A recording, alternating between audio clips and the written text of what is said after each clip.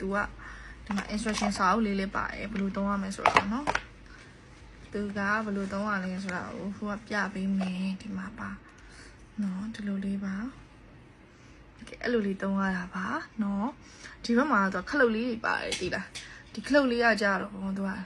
record လုပ်တာပေါ့နော်ဒီလိုတစ်ချက်နှိပ်လိုက်တယ်ဆိုလို့ရှိရင်သူအခု record လုပ်လိုက်ပါပြီနော်ပြီးဒီမှာနှစ်ချက်နှိပ်တယ်ဆိုလို့ရှိရင်ဒီခလုတ်လေးနှစ်ချက်နှိပ်တယ်ဆိုလို့ရှိရင်သူက video record စားလုပ်ပြီပေါ့နော်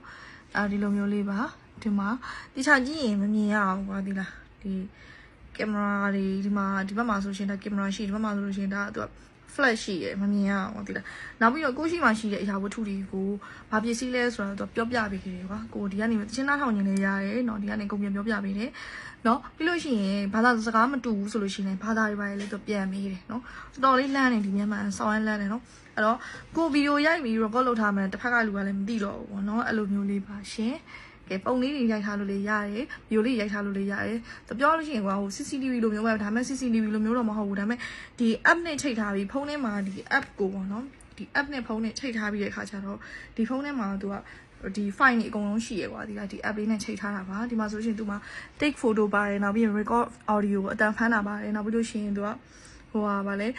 record audio เนาะအဲ့ဒါတွေရှိမယ်နောက်ပြီးလို့ရှိရင် AI image record AI နဲ့ချိန်ထားတဲ့အတွက် AI image recognition အဲ့ဒါတွေလည်းအကုန်ပါပါတယ်เนาะဆောင်းရမ်းလမ်းပါတယ်တော်တော်လေးမိုက်ပါတယ်